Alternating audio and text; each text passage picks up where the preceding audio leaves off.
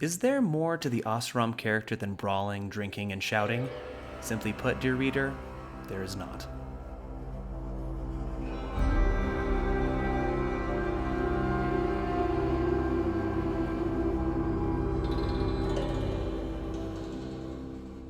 Welcome to Legends, a series that delves into the lore within Horizon Zero Dawn, a world with an abundance of powerful and moving history begging to be explored. Today, we examine the rough and tumble world of the Oseram. North of the Karja Sundom and west of the frozen lands of the Banuk lies the Claim, the tribal homeland of the Oseram, an unforgiving region chilled by cold, oily rain where soot and fire smoke constantly looms heavy in the air. Frost covers most of the land, at least those spots that remain unexcavated by the tribe's unending search for veins of ancient metal. As with most tribal explorations, much of the culture derives from a common myth of origin that evolved into a fully formed culture, in this instance, the World Machine. According to Oseram legend, they know the world not to be born of nature, but as an all-encompassing device, its mechanisms controlling the movements of tribes, seasons, and the heavens above. The tribe believes that the Old Ones were once caretakers of this great machine, but in their hubris grew negligent. In this, the interlocking machine of the world fell into disrepair, and the world of the Old Ones collapsed along with it. Now the Oseram delve deep into the secrets of the past, and through their own tinkering and ingenuity, even seek to improve upon the world machine. With this as their societal purpose, no system of organized religion took root for the Oseram, and with it, no monarchs to claim divine providence to rule. Instead, a very informal representative democracy became the form of tribal governance for the loosely confederated clans.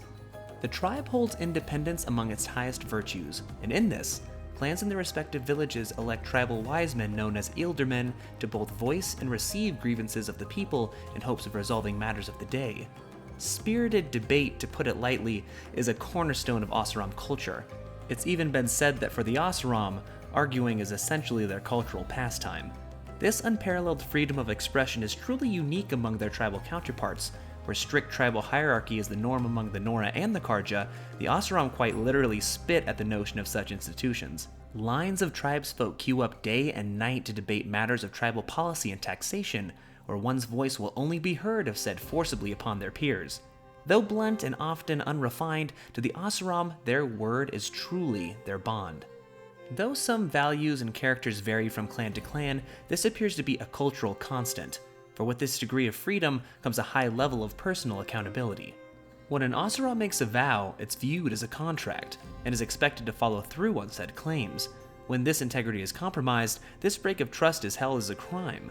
Punishment and penalties are decided by the village ealdormen and vary from fines, seizures of property, and in the most extreme cases, death by frightening mechanical devices.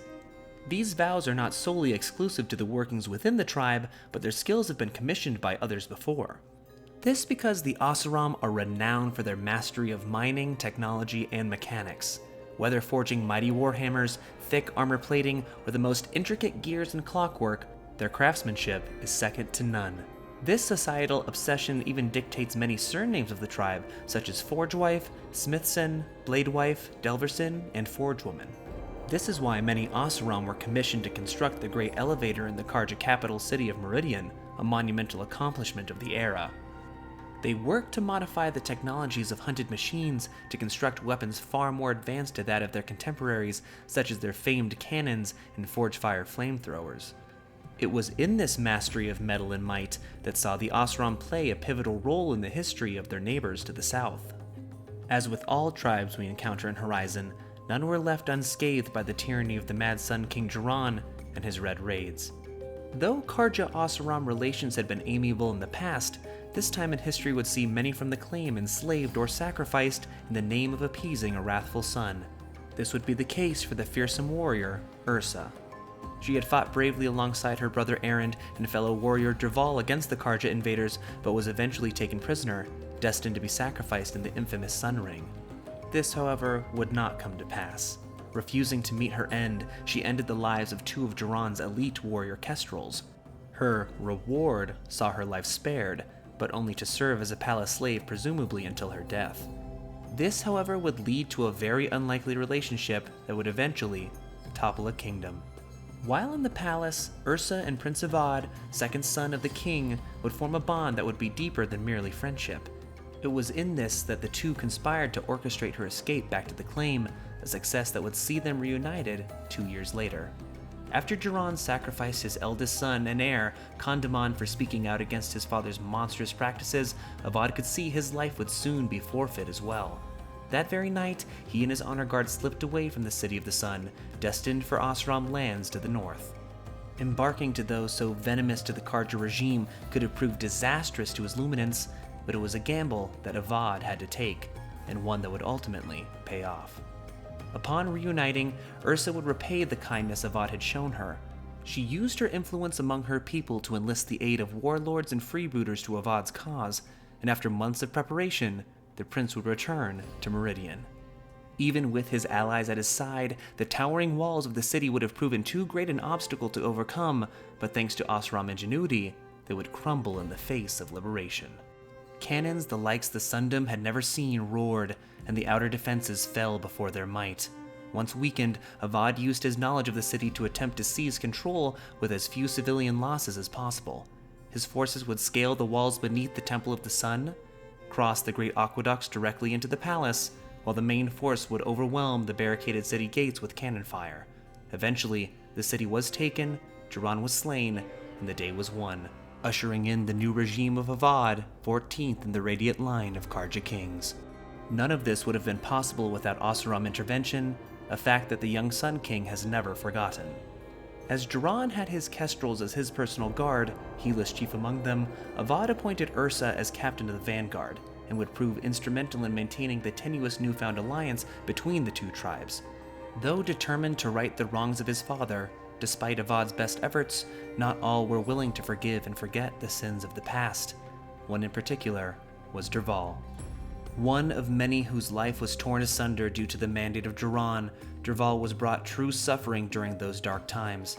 He led Oseram against the Karja invaders, defending his lands and his people, but would tragically be unable to protect those most important to him. Like so many innocents, Derval's wife and daughter were captured and sacrificed. Though the man who was ultimately responsible for his suffering was no more, like many, his thirst for vengeance remained unslaked. He would devise a plan to end the Radiant Line forever and bury it in the ashes of Meridian. Like his tribesmen, Derval would use his intellect and cunning to achieve much more than the average vigilante. He designed instruments weaponizing sound waves modified from concussion sac technology within Longlegs, as well as harnessing homing signals to summon deadly glinthawks upon command. Derval would come remarkably close to fulfilling his mission, but would ultimately be thwarted by Aloy. Without her intervention, the political landscape of Horizon would look much different than it does at present, though his actions would not totally be without cost. In his path of retribution, Ursa, the woman responsible for the installment of a new Karja king and a newfound peace between the tribes, would be taken captive by Derval and would perish. Her absence is greatly felt by King Avad romantically as well as politically.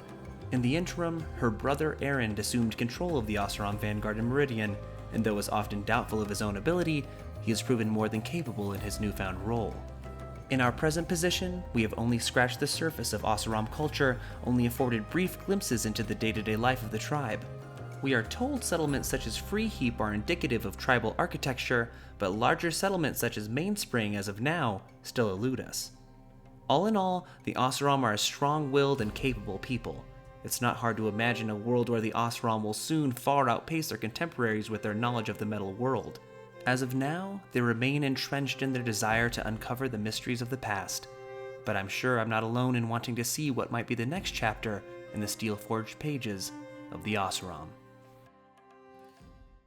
And with that, our journey comes to an end. If you'd like to see more content like this, likes and shares are always appreciated. And if you really like what we're doing at the channel, come join our community and hit that subscribe button. The topic for today's video came from one of you, our awesome subscribers. So if you have a great idea for our next episode of Legends, let us know in the comments down below. And until next time, thanks for watching and keep questing.